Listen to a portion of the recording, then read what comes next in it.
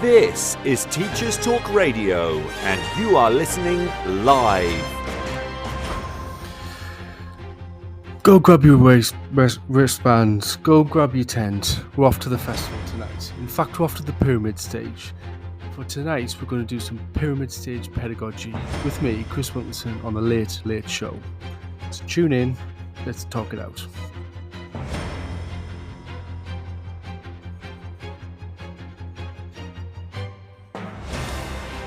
This is Teachers Talk Radio, and you are listening live. Tune in live at ttradio.org, or to join in the conversation, download the Podbean app and search Teachers Talk Radio. Follow the hashtag TTRadio. Tune in, talk it out with Teachers Talk Radio.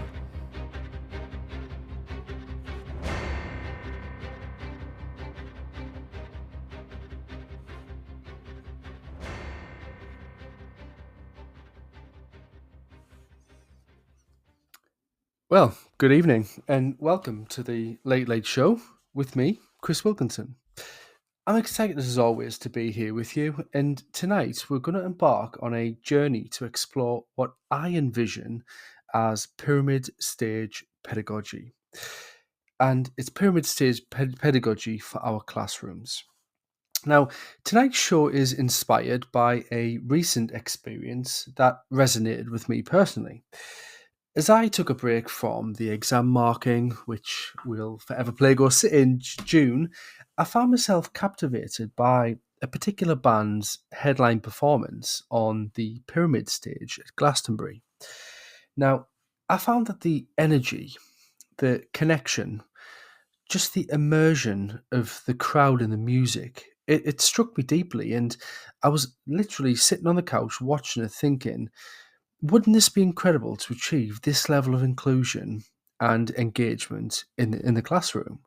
And really, it set this up lovely for tonight's show. And for tonight's show, I've constructed what I believe is the perfect set list for a successful lesson. So this includes discussion around tempo, around what is the audience favourite, so or in which case it would be our class's favourite activities. Interaction, a big finish, and of course, an encore. So allow me to preview what I mean by this. So for tempo, just as a great concert would, it balances a mix of tempos to keep the audience engaged and energized. As our lessons would, it would flow seamlessly between the different paces to maintain engagement and excitement. And we do rely on these tried and tested audience favourites. And I'll discuss a little bit about the activities and techniques that never fail to captivate and inspire our students in the same way a well-known band would perform some of their greatest tracks to keep them captivated and keep their crowd inspired as well. But like any band or like any teacher, we must at times introduce new material. And it can be daunting. So much like a band debuting their latest songs, we'll delve into strategies for seamlessly integrating fresh concepts whilst ensuring that every pupil feels included and empowered. And of course, as well as this, interaction is key. So the band I mentioned earlier, there was a point where they urged their audience to put away their distractions. In this case, it was their mobile phones, and just be present in the moment. And so what we'll do is we'll explore techniques to foster meaningful participation that minimizes distractions in our classroom. And of course, every lesson, like every show, deserves a big finish. And this is a powerful conclusion that reinforces learning and leaves a lasting impact. And just like an encore at a concert satisfies the crowd's demand for more, we'll discuss how extending learning beyond the classroom with the effective homework strategies can work as well. So let's buckle up and let's explore the principles of what I believe is pyramid stage pedagogy. Now, let's create classrooms where every student feels not just educated, but just immersed and inspired. So, thank you for joining me on this journey, and let's dive straight in. So, just as a skilled band would craft their set lists to keep their to keep their audience engaged, we must do the same with our students and create a great lesson in the classroom with a mix of tempos, a balance of tempos. So, I just want to invite you to think about your lesson as being a little bit like a musical journey. But instead of a song, we start with an activity. Now, you may come out if you're a band, you may come out and you may come out with your perhaps your biggest hit. Perhaps if it was the pyramid stage, you have to get everybody involved. Perhaps maybe people who don't necessarily want to see you, but they come for the for the festival. But you're there anyway, and you're the headliner, so you're there and you want to get them going. So you start off with an upbeat, high energy song. Now, I agree that we should do the same, or I argue that we should do the same for our classes as well, and we start off with a upbeat, high energy activity to kick things off. Now, this might involve a quickfire quiz or a lively group discussion. It obviously depends on your phase, it depends on your subject. For me, as an A level politics teacher, it lends itself well to discuss current affairs and have a lively group discussion. But of course, a quiz could be current affairs of the week. What happened on Saturday night, for example, and it invites them to think about, perhaps maybe President Trump's misfortunes on the stage. And we'll say no more about that for the time being. But that's just a good example. And these activities are our high energizers, and they're designed to spark curiosity and set off a positive tone, much like a band would expect to set off a positive tone on stage. So, as we move through the lesson, we transition into sometimes what we call, or what I call, low energizers. Now, you might think this is a negative thing to have low energy or low energy, however you want to put it, because it's almost the antithesis of a high energy activity. But I say this is a good thing because these are moments where we slow the pace slightly, and perhaps, through individual reflection tasks or reading exercises or guided practice sessions, because these activities allow students to digest information and process their thoughts and recharge before driving back in, to more activities and driving home whatever we're trying to do, and certainly diving back into the active learning as well. So I think of this as an ebb and flow of a concert set list, where moments of intensity are followed by periods of introspection. So by alternating between high and low energizers, we maintain a balanced classroom, an atmosphere that keeps students engaged and focused. And actually, those low energy moments are sometimes the moments where students have time to really digest their thoughts. And I think a lot of students are really grateful for them opportunities in class where they're not always on the spot, or they're not always having to, to be on top of their game all the time. There should be times when they have them low energizer moments. Now, in terms of practical examples, I'll give you one of each. So, during high energizer phases, I think considering incorporating activities like role play is a really good thing to do, where students take on a different role and debate key concepts. Now, I say role play because I teach law and politics, and role play is always something that we are doing. So, for example, in a law lesson, the role play might be it may be a mock trial, but not necessarily a mock trial. It could be a police interview. For politics, it's often a debate, but again, it could be much less of a debate and more of a discussion around things as well. So, these are the high energy activities, and not only do they inject energy into the room, but it does encourage this critical thinking and collaboration, and it invites students to make mistakes where they're on the spot, they have to think, but it's a safe space to make mistakes as well. And that's the key point.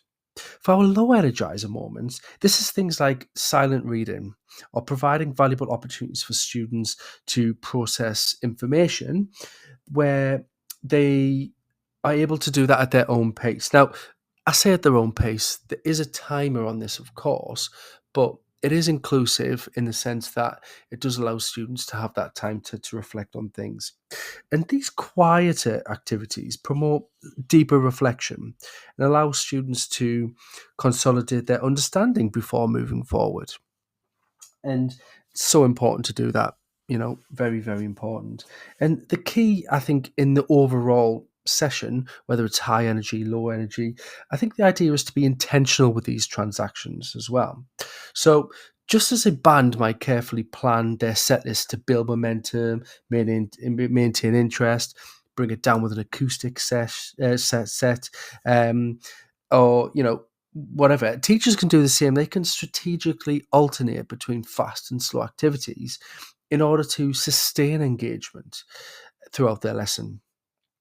And by embracing this mix of tempos, or I call it mix of tempos approach, we create this classroom environment that mirrors the dynamic energy of a live performance. So, what's our overall goal? Well, it's to ensure that every student remains actively involved, inspired, and ready to participate in the educational journey.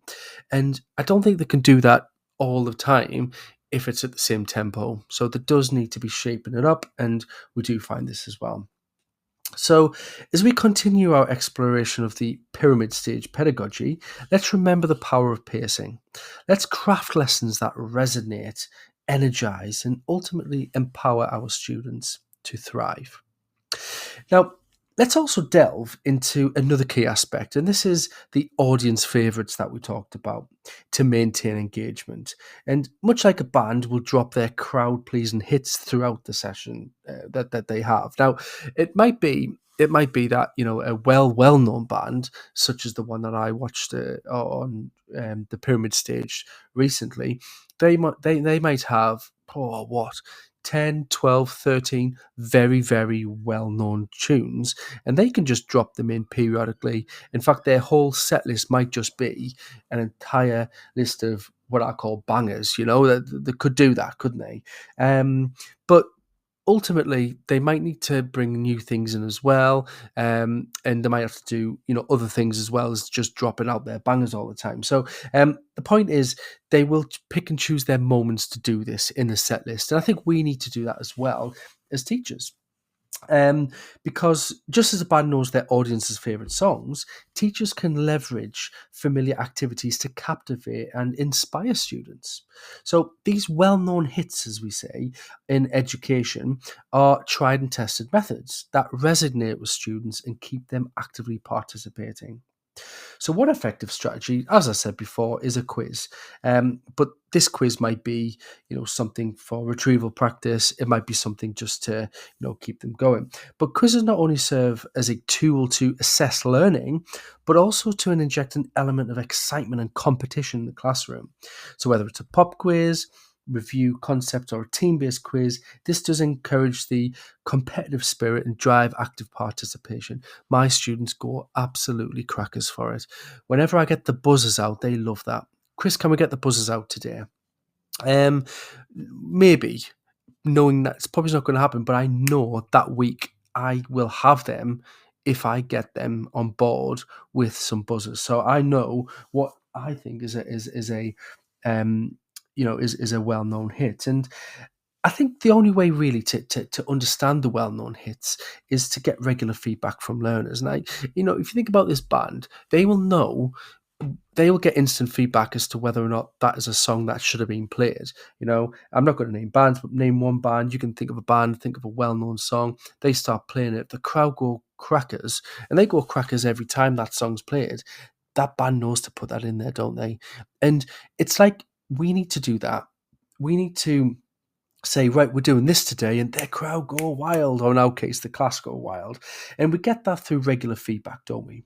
And so we reflect on what they enjoyed and help identify in the early term what resonates with them. And this feedback loop allows teachers to tailor their lessons to student interests and learning preferences, ensuring that sustained engagement throughout the academic year is achieved. Now, let's take a quick break to recharge and gather our thoughts. When we return, we'll dive deeper into practical techniques to keep our classroom buzzing with high energy. So stay tuned. Hi teachers, we're Apps for Good, and we give schools like yours free introductory computing courses.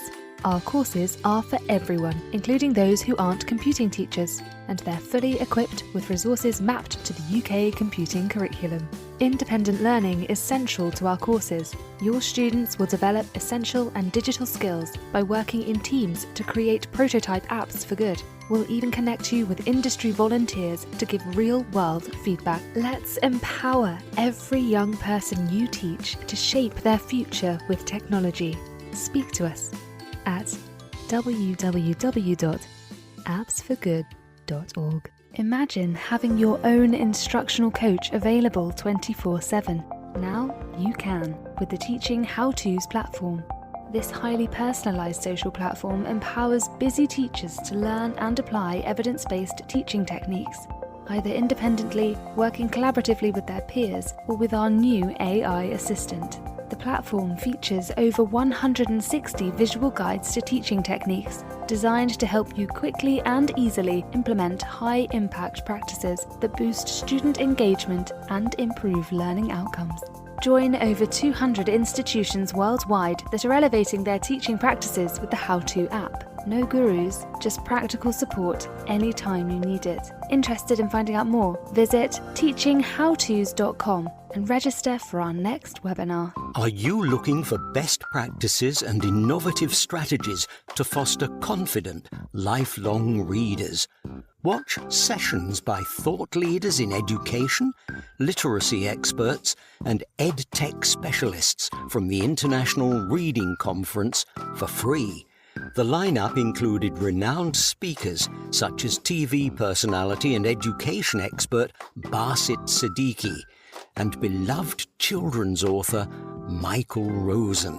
The three-day conference explored a range of topics at the forefront of the current educational landscape, with sessions relevant for all educators and key stages.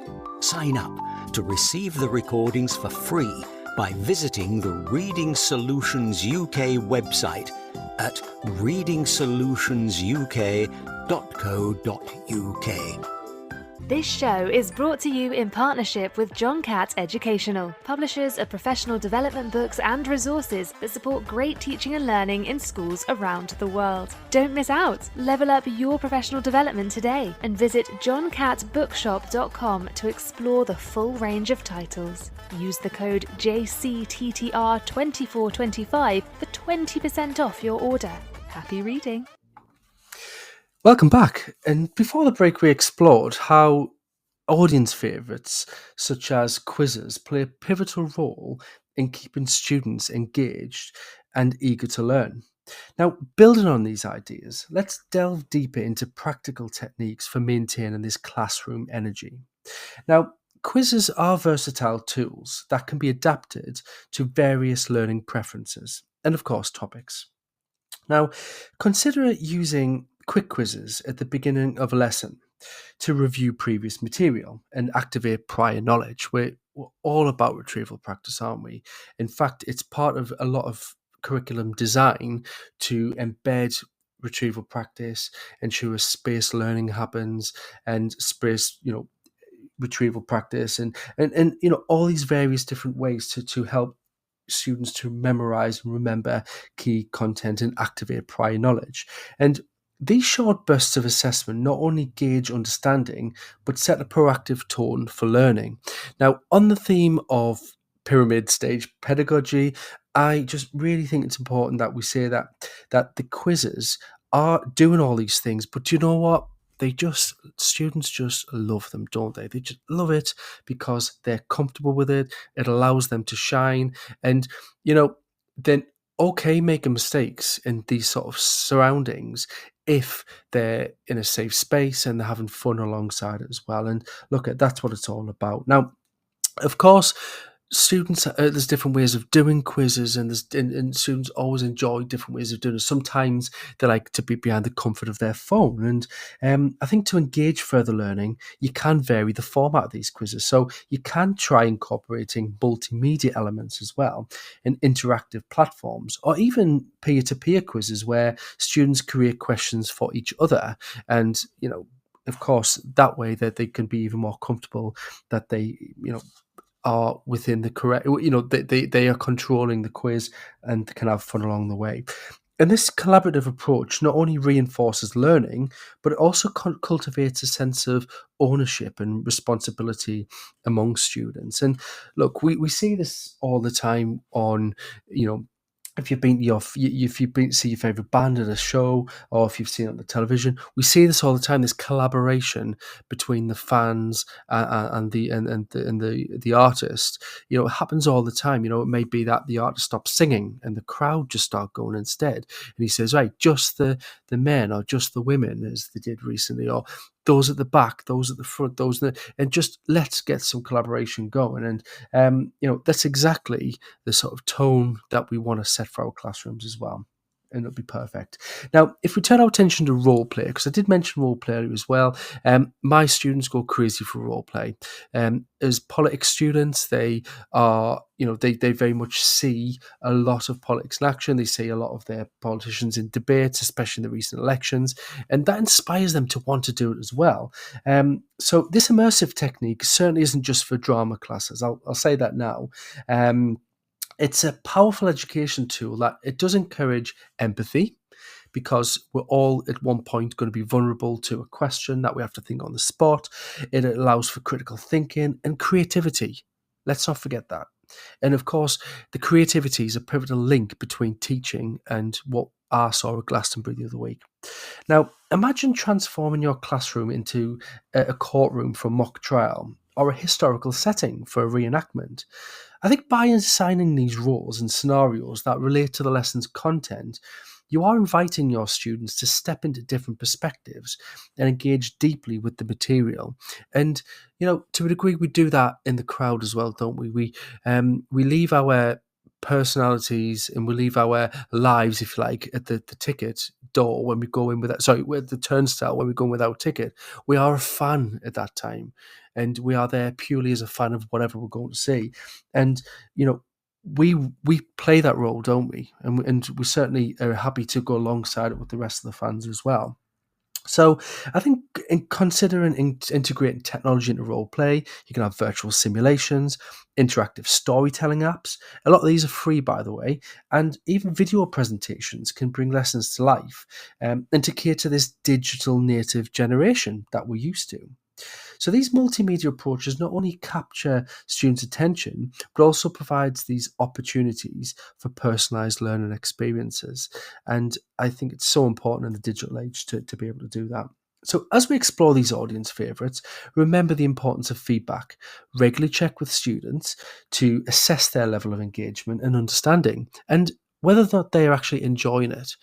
And enjoyment isn't always the key thing in classes, but actually, do you know what? If we can see that they're enjoying it and they are engaging and understanding, that enjoyment will be a huge part of it.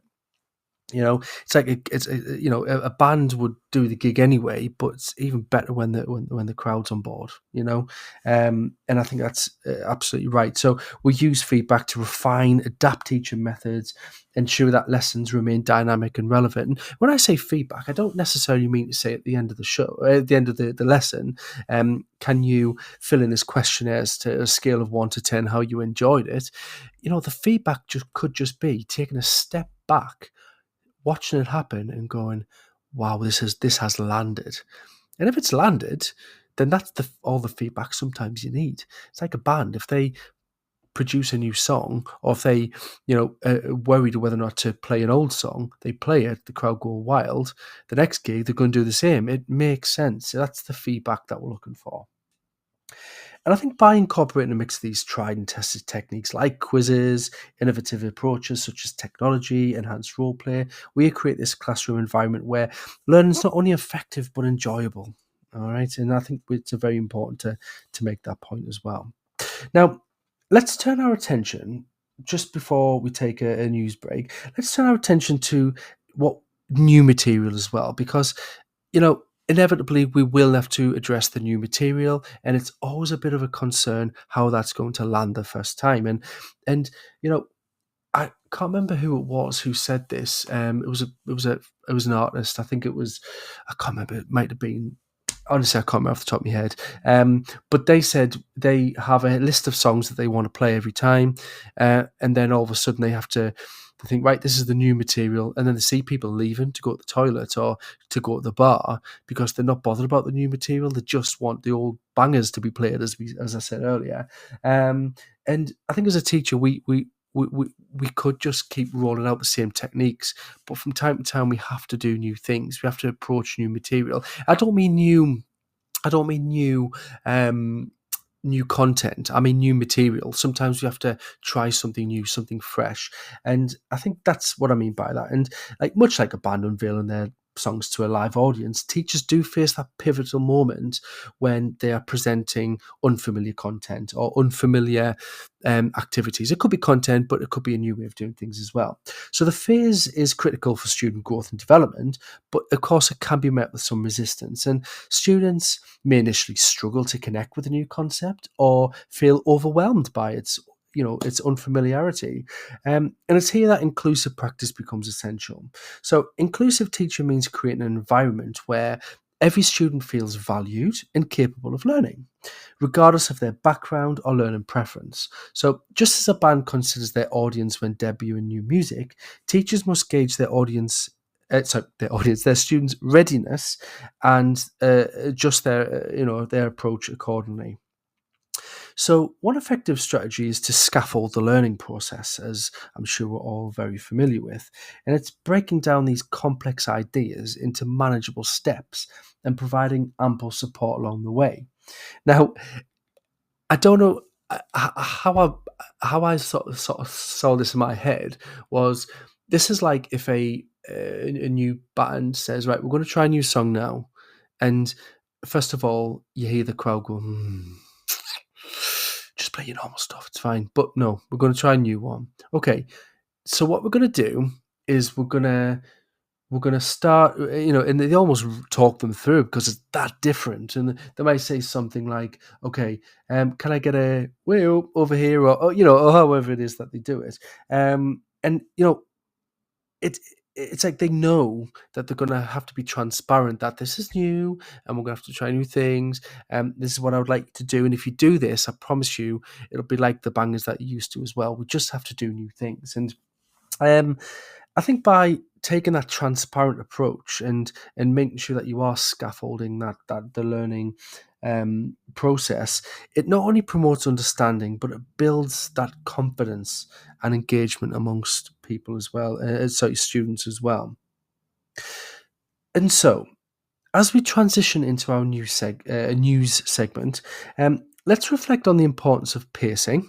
So the first thing we said there about pacing and adapting our teaching methods to meet the diverse needs of our students. So join us shortly and we'll continue our discussion where we will be introducing new material to the classroom, but also we'll be talking about other aspects like finales, how to finish the lesson with a big bang, and of course what a very effective encore can mean for the process. Hi teachers, we're Apps for Good, and we give schools like yours free introductory computing courses. Our courses are for everyone, including those who aren't computing teachers, and they're fully equipped with resources mapped to the UK computing curriculum. Independent learning is central to our courses. Your students will develop essential and digital skills by working in teams to create prototype apps for good. We'll even connect you with industry volunteers to give real-world feedback. Let's empower every young person you teach to shape their future with technology. Speak to us at www.appsforgood.org. Imagine having your own instructional coach available 24/7. Now you can with the Teaching How-Tos platform. This highly personalised social platform empowers busy teachers to learn and apply evidence-based teaching techniques. either independently, working collaboratively with their peers, or with our new AI assistant. The platform features over 160 visual guides to teaching techniques, designed to help you quickly and easily implement high-impact practices that boost student engagement and improve learning outcomes. Join over 200 institutions worldwide that are elevating their teaching practices with the How To app. No gurus, just practical support anytime you need it. Interested in finding out more? Visit teachinghowtos.com and register for our next webinar. Are you looking for best practices and innovative strategies to foster confident, lifelong readers? Watch sessions by thought leaders in education, literacy experts, and EdTech specialists from the International Reading Conference for free. The lineup included renowned speakers such as TV personality and education expert Basit Siddiqui and beloved children's author Michael Rosen. The three-day conference explored a range of topics at the forefront of the current educational landscape, with sessions relevant for all educators and key stages. Sign up to receive the recordings for free by visiting the Reading Solutions UK website at readingsolutionsuk.co.uk. This show is brought to you in partnership with John Catt Educational, publishers of professional development books and resources that support great teaching and learning in schools around the world. Don't miss out! Level up your professional development today and visit johncattbookshop.com to explore the full range of titles. Use the code JCTTR2425 for 20% off your order. Happy reading! This is Teachers Talk Radio, and this is Teachers Talk Radio News.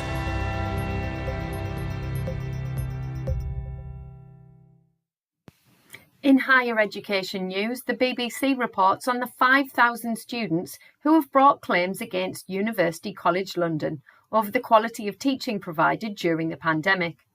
The news website reports that the trial will move to the start of 2026 and will likely be the first, although current and former students from other universities are also seeking compensation. The lead claimant against UCL began his campaign for compensation while still a student, studying for a master's between 2020 and 2021. He told the BBC he paid £14,000 for his international politics degree, which ended up being solely online. He is suing UCL because he says he did not get what he paid for.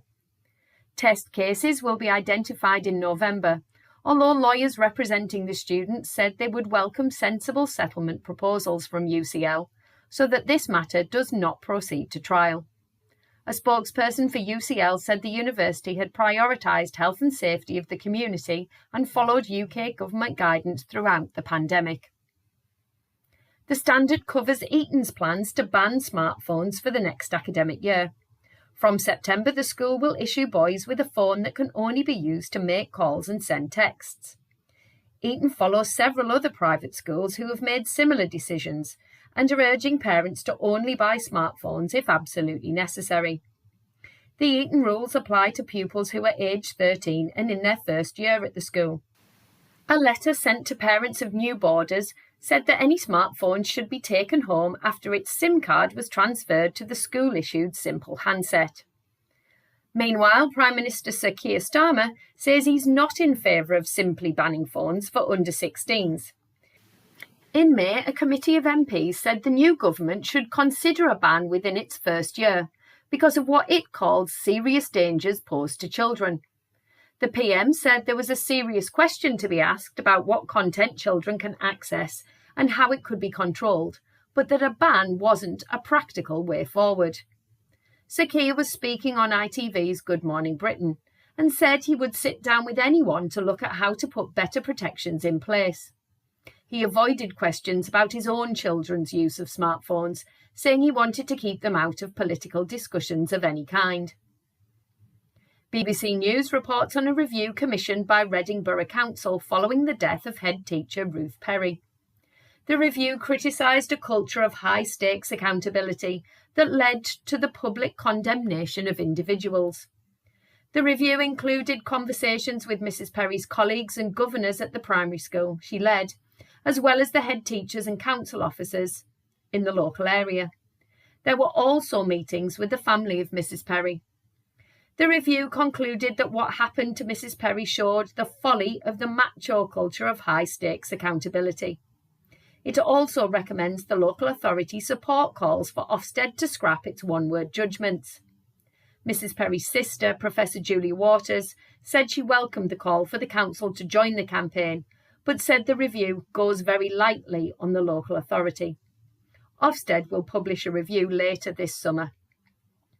Finally, Ireland's RTE focuses on Queen's University Belfast's recognition of the support role pets play in educational attainment. 25 animals took part in a special graduation ceremony following the main summer graduations. Queen's said the gesture is based on research that shows the important degree of support animals can provide as study buddies. Dogs, cats and a hamster took to the red carpet for the informal ceremony, with plenty of puns in the awards, which included a doctorate and a catificate.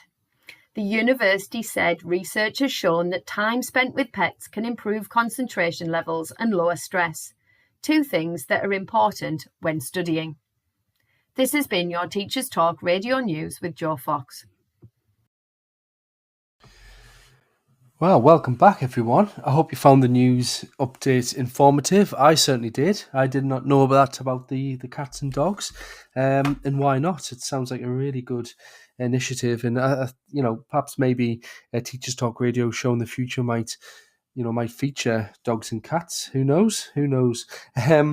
Now, welcome back to our show, and I hope you found our earlier discussion informative as well, where we have explored the challenges and the initial strategies involved in introducing new material to our students, how to increase the tempo, how to know when it's time to bring the tempo down, and just really being able to be engaged and informed of that way, like it would on a like a set list would offer on a show. And this is why we've labelled it today the pyramid stage pedagogy. Now, let's delve deeper into how inclusive practices can make a significant impact in the process of new material. So sticking with the theme of new material for a brief moment. And what I would say is that effective inclusive teaching begins with recognising and addressing the diverse strengths and learning needs of each student. Now, just as a band tailors their performance to resonate with the different audience members, perhaps maybe a Glastonbury set will be different to a set at, say, the O2, or even a smaller setting as well. It would have to be different. It naturally would be. And just like they would do that, it's important that teachers also differentiate instruction through various approaches. Now, I say differentiate. I don't mean differentiation. I just mean differentiate the way in which they present things according to the needs of students at the time of the lesson. So not one person in particular that we differentiate for.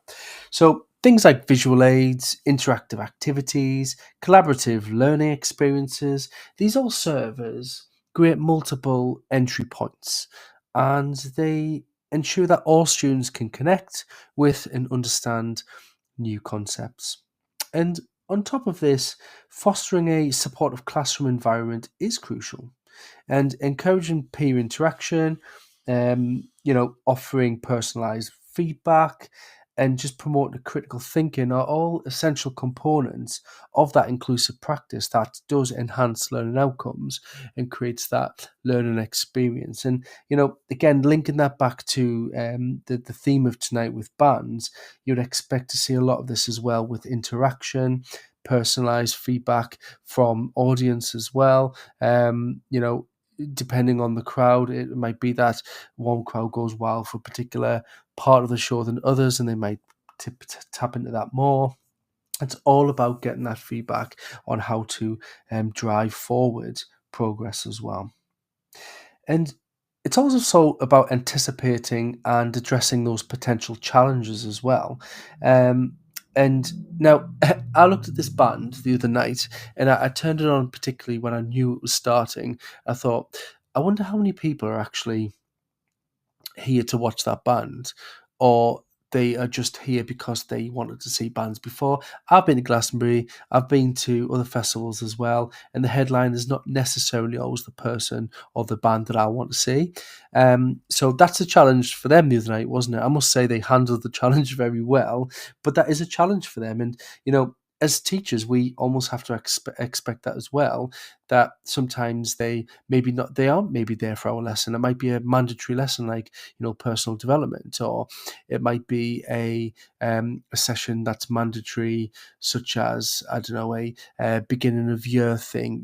But it's not necessarily always your subject. And of course, if you are in the secondary setting, or certainly primary, of course it is mandatory, and they have to do maths, they have to do English. So you might have this problem where you are performing to people who are there but not necessarily wanting to be there. I personally don't have that problem as an A-level teacher. Most of my students select the course, and they often do tastes beforehand. So I'm lucky, but I appreciate a lot of listeners won't do. So teachers might struggle with apprehension, disengagement, and it allows teachers to, addressing these challenges, it allows teachers to proactively adjust their instructional strategies and building that trust and rapport that is necessary for students to create that foundation where learning becomes a collaborative journey. And I think gaining that trust early is very important. So let's look at some practical examples of this, and strategies to help introduce new material effectively. Firstly, preparation. So this is key. The set list for a band, it's done beforehand. They don't just turn up and play what they want. It might appear to be improv, but a lot of it will be planned in advance. And we're the same. As teachers, we almost need to show that we're plan, but also even the quote unquote improvised moments should really be factored in and fostered, isn't it? So introducing new concepts such as previewing key vocabulary concepts can provide students with that framework to build on. This can be done through pre-reading activities, brainstorming, or other ways to activate prior knowledge. So preparation, key, as we know. Secondly, this active engagement ensures that students are actively participating in the learning process.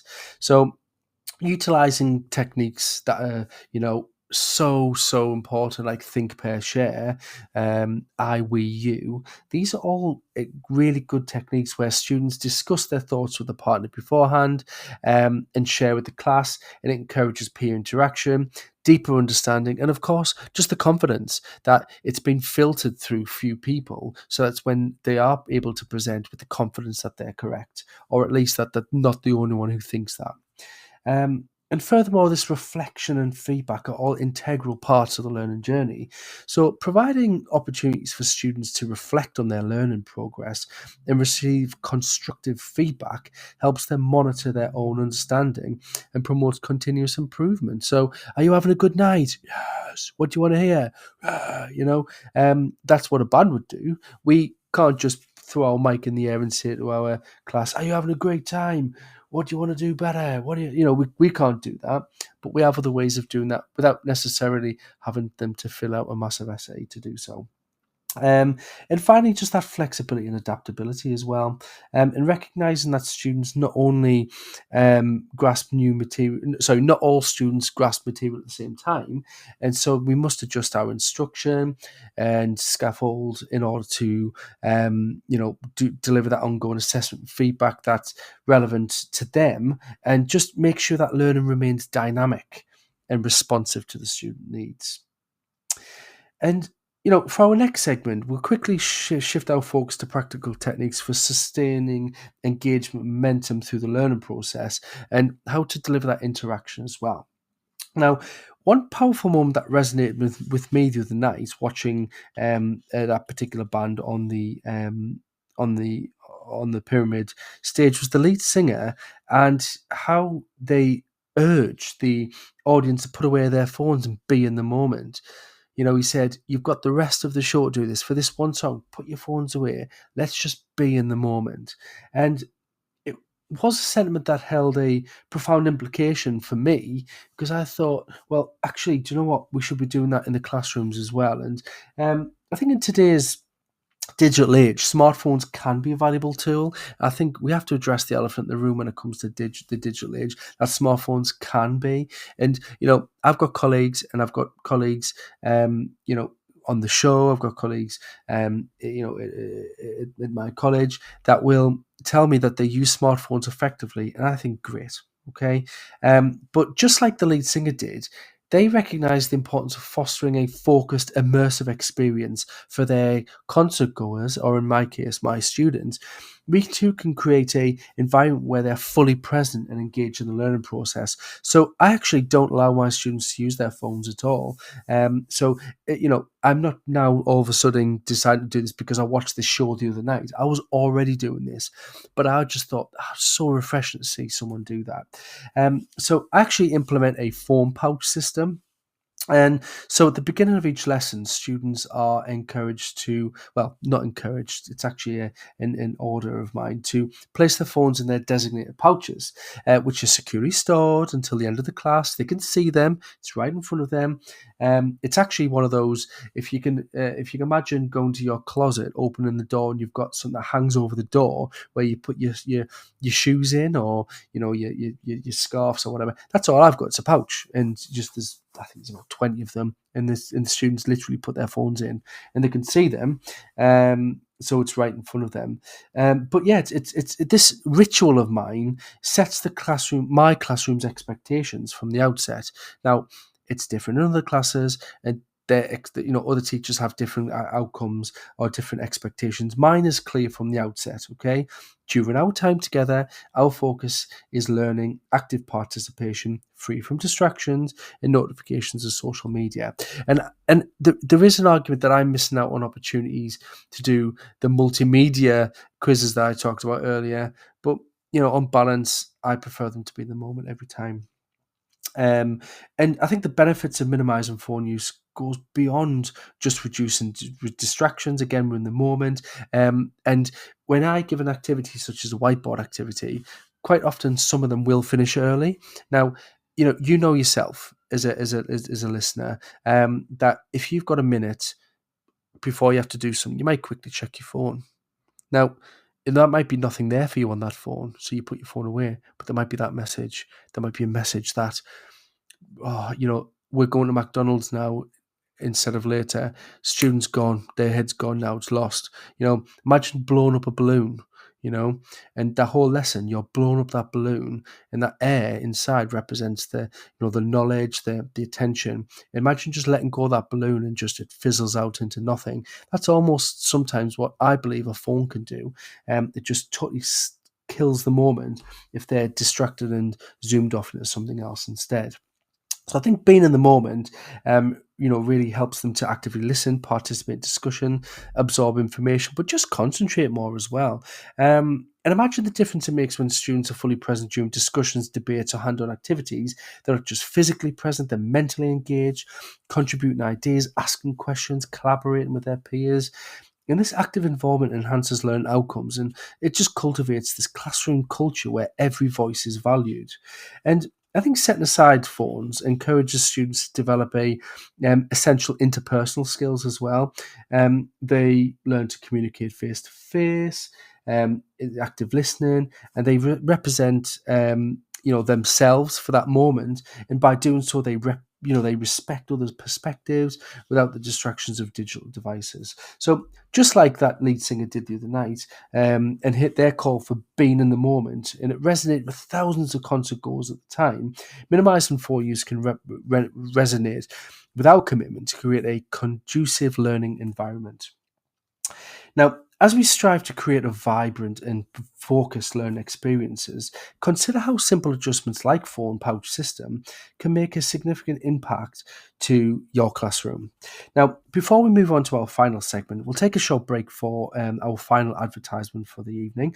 Stay with us when we will return, and we'll dive into the importance of finishing lessons with impact and provide our students with a meaningful encore. Stay tuned as we delve deeper into innovative teaching practices. Hi teachers, we're Apps for Good, and we give schools like yours free introductory computing courses. Our courses are for everyone, including those who aren't computing teachers, and they're fully equipped with resources mapped to the UK computing curriculum.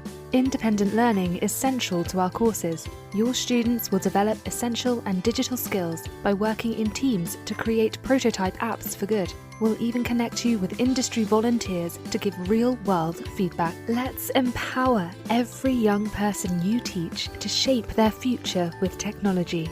Speak to us at www.appsforgood.org. Imagine having your own instructional coach available 24/7.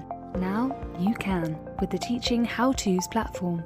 This highly personalised social platform empowers busy teachers to learn and apply evidence-based teaching techniques, either independently, working collaboratively with their peers, or with our new AI assistant. The platform features over 160 visual guides to teaching techniques, designed to help you quickly and easily implement high-impact practices that boost student engagement and improve learning outcomes.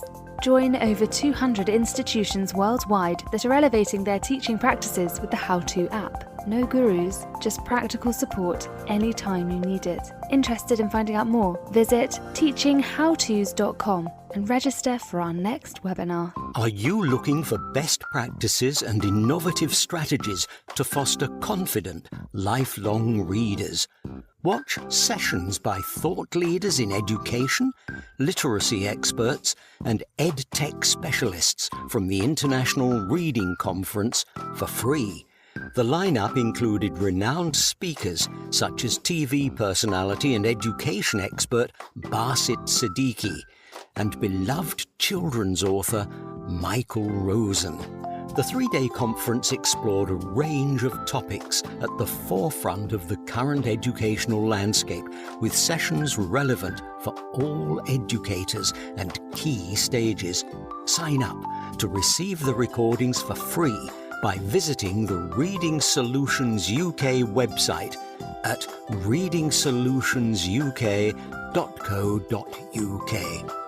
This show is brought to you in partnership with John Catt Educational, publishers of professional development books and resources that support great teaching and learning in schools around the world. Don't miss out! Level up your professional development today and visit johncattbookshop.com to explore the full range of titles. Use the code JCTTR2425 for 20% off your order. Happy reading!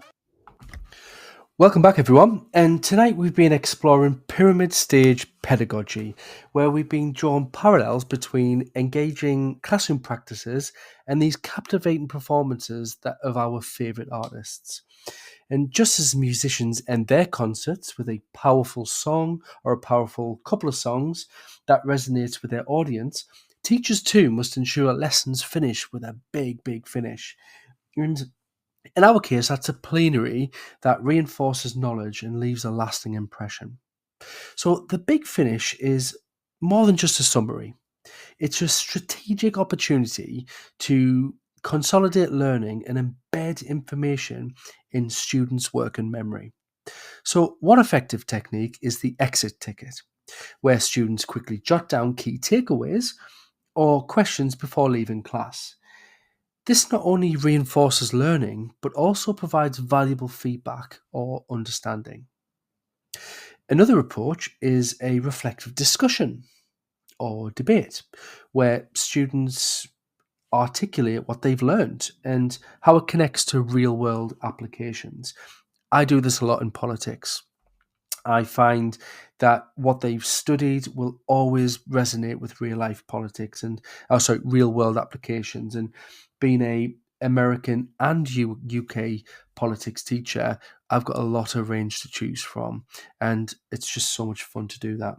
And doing this by encouraging debate or having these exit tickets, it encourages critical thinking and deeper engagement, because the exit ticket, you could be asking a higher order thinking skills question that encourages critical thinking.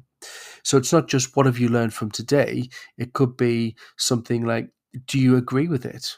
Or how far do you agree with it? Or you could give them a quote that makes them think about it, and it gets that deeper engagement. Of course, it's contextual to the group, and the more advanced the group, the better. You can also adapt your questions as well. It can be inclusive, whatever. But by ending on a high note, we ensure that learning is not only memorable, but also meaningful. And of course, as well as this big finish, we need the encore.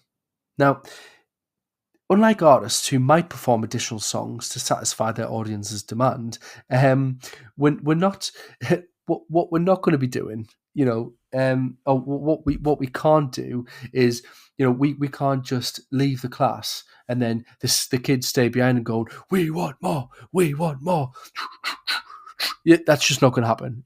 I'd love that. I'd absolutely. It's never once will that ever happen. So, we may not be able to give that encore, like that you'd say on stage, but we can do other things as well. And if we had more time, obviously timetables constrain us, which is always a difficult thing to do. So I think actually homework becomes our encore. And I think homework serves as an extension of the classroom learning, and it has to be meaningful, it has to be engaged, it has to be effective. Now, I actually spoke to a T-level. I was recently collaborating with a T-level group who do T-level construction, and they couldn't believe, they really couldn't believe that we give not homework, but we give homework that almost is instructional and what's the word I'm looking for? It's training them, because they think, well, we shouldn't be training them to pass exams. And I had a whole argument about, actually, yes, we should be training them to pass exams. We should be doing holistic things as well, but ultimately, they need to pass exams. So the encore needs to be focused, doesn't it? Of course, it's great if you can, do something that's really exciting, brilliant, but it has to be focused as well. And my argument is it should be both, to be honest. But nevertheless, homework for us should be our encore, I think. Allowing students to delve deeper into them topics, practice skills independently at their own time, and reinforce what they've learned. So think of homework as that extra performance that extends the educational experience beyond the classroom walls. It provides opportunities for students to apply their knowledge, build self-discipline, and prepare for future lessons. So effective homework assignments are purposeful, relevant, manageable, but aligning with the learning objectives and supporting that student growth. So, for instance, reading assignments that complement classroom discussions are great, but you could do something that's a bit more fun as well, where they might want more. Again, we're not going to be saying, right, we're going to finish it there, and they're going to go, oh, but we want more. And then as they're saying we want more, you're handing out the homework. That's not necessarily going to happen. But perhaps one day you can get the homework so that they maybe not enjoy it. Look, we're never probably going to get our students to enjoy it, but they see the benefit and they do it because they see the impact of it. So, like artists who need to end with a strong and memorable song and a lasting impression, teachers need to do that with the plenary, and I believe that artists need to do that as well. When it comes to encores, we need to do that when it comes to homework as well. And I think that between them, I think that's what needed. So, in conclusion to this part, just as artists leave their audience wanting more with an encore, that rhyme, by the way. Teachers can engage students further with thoughtful homework assignments, extend on and beyond the school day, and let's just continue to explore innovative ways and end lessons on a high note and support ongoing learning through meaningful homework practices. Now, unfortunately, this is all the time that we have today, and I'm really glad that you've been with me today to explore pyramid stage pedagogy together. Now, stay tuned for more valuable insights in the future, where I'll be looking at other strategies and other themes as well. If you like the idea of the theme of pyramid stage pedagogy, I'm happy to introduce other themes in the future as well. I was thinking about doing something around the Euros, but I was a bit upset this week, so I decided not to. But I might do something like that in the future. Obviously, as themes come around like Christmas, Halloween, start of term, anything, I'm open to any themes that you feel that might help. And we've got the I've got someone with me tonight. He's known as the last teacher. Really enjoyed the show. If you've got anything that you would like to share as well, please let me know. I am on Twitter. My handle, I will post it, is Chris_W1987. And you will find me on Twitter as well. So thank you very much for your time tonight. And let's continue to create memorable learning experiences that ignite curiosity, foster creativity, and inspire lifelong learning. Until next time. Good night.